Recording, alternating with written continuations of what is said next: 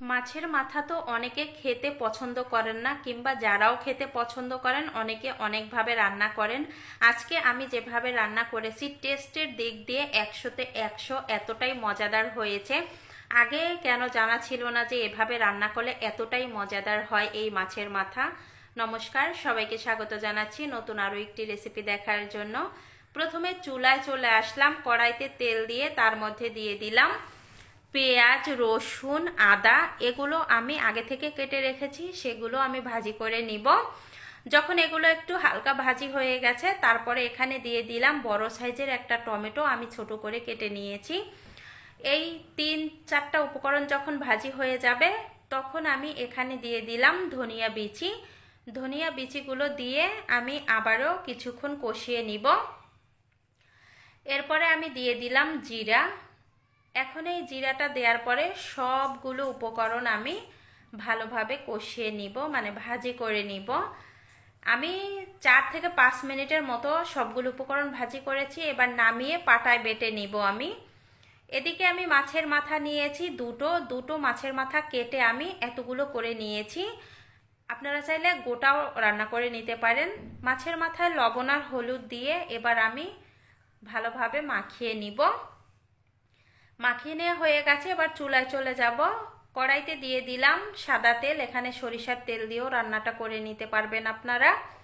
তেলটা গরম হয়ে গেছে, এখন আমি এক এক করে মাছের মাথাগুলো তেলের মধ্যে দিয়ে দিচ্ছি। আমি এখানে মাছের মাথাগুলো দেওয়ার পরে 4 মিনিট জাল করে নিয়েছি। 4 মিনিট পরে আমি এক এক করে মাছের মাথাগুলো উল্টিয়ে দিব। আর এই মাছের মাথাগুলো কিন্তু একটু কড়া করে ভাজি করবেন। মাছের মাথাগুলো ভাজি হয়ে গেছে, এই দেখেন সুন্দর করেই আমি ভাজি করে নিয়েছি। এবার নামিয়ে নিচ্ছি। নামানোর পরে বাকি যেগুলো আছে সেগুলো দিয়ে দিলাম, দিয়ে সেমভাবে ভাজি করে নামিয়ে নিব।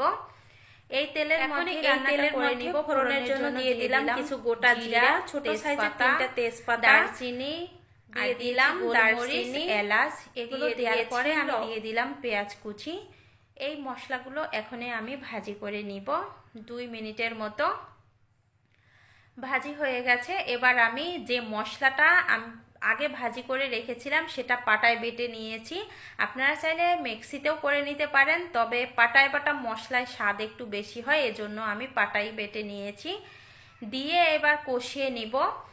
আমি এই মশলাটা যেহেতু আগে থেকে কষিয়ে নিয়েছি, বেশি কষানো লাগবে না। তাও এখন একটু দিয়ে দিলাম জল, যেহেতু আমি মরিচের গুঁড়া, হলুদ গুঁড়া দেব, এজন্য একটু জল দিয়ে তারপরে দিয়ে দিলাম হলুদ গুঁড়া, কাশ্মীরি লঙ্কার গুঁড়া আর ঝাল লঙ্কার গুঁড়া দিয়ে দিলাম। কাশ্মীরি লঙ্কা দেওয়ার কারণে কালারটা খুব সুন্দর আসবে। সবগুলো উপকরণ দিয়ে এবার মশলাটা আমি আরেকটু কষিয়ে নিয়েছি। মশলাটা কষানো হয়ে গেছে, দেখেন তেল ছেড়ে দিয়েছে। আর এই যে এভাবে রান্না করলে গ্রেভিটা অনেক অনেক বেশি মজার হয়।